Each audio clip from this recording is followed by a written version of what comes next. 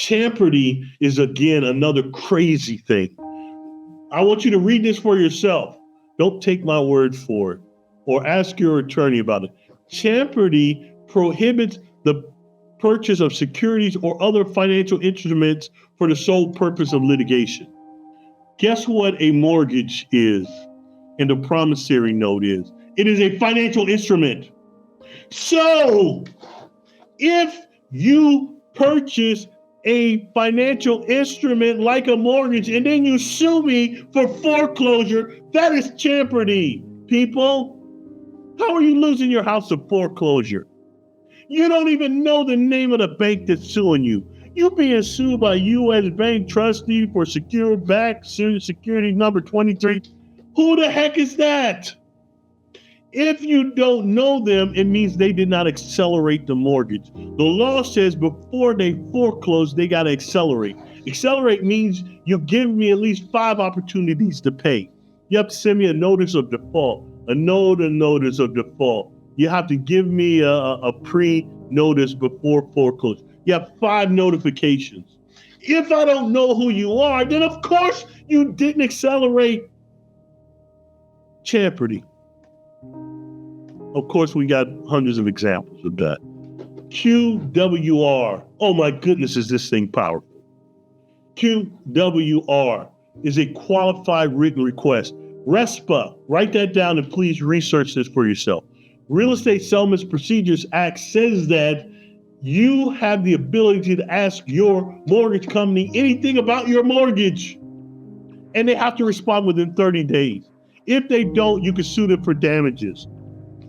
And that means the value of your home, which means your house is free, crazy people. So everybody knows what a QWR is. If you talk to somebody, they say, oh, you talk to your attorney. He's like, QWR, oh, that ain't gonna work. I don't know why Doc telling you about a QWR. I know what a QWR.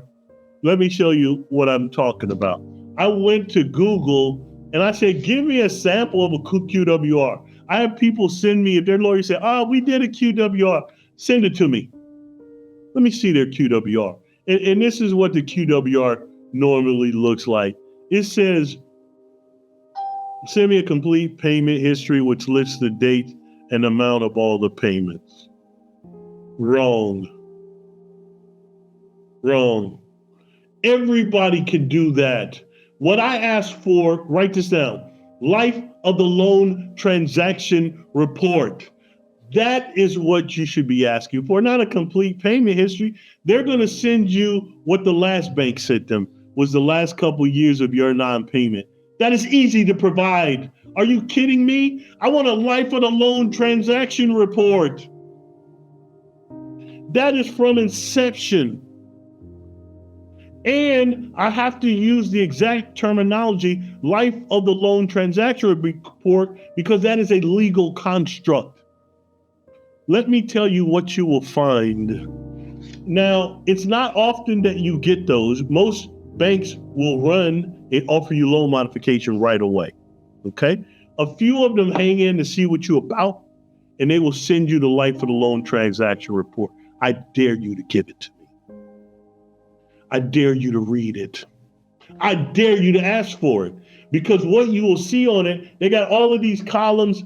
Now, I'm going to tell you, this document's probably 100 pages long, and they know people are lazy. Even your attorney, they ain't going to read all of that, and they don't know what they're reading. They're not mathematicians or accountants. They just going to look at it and say, oh, I got it. Wrong. When I get it, I'm looking for one thing. I'm looking for the column that says, and write this down, unapplied funds account.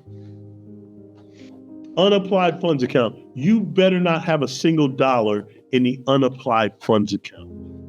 Do you know what the unapplied funds account? Let me tell you this scam that they ran on you.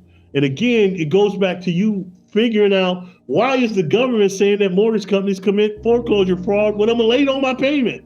Why are they saying you're still committing fraud? Unapplied funds account. So what was happening, mortgage companies knew that they were buying these mortgages just to sell them later. So when you were making payments, they put them in an accounting entry called unapplied funds account. And then when they sold the mortgage, they forgot to credit it against your principal. That's why I talked to a client the other day. They took out a mortgage for like $350,000. They're saying they owe $1 million. Man, get out of here. That's why you owe more now than what it was worth when you took it out. Get out of here, people.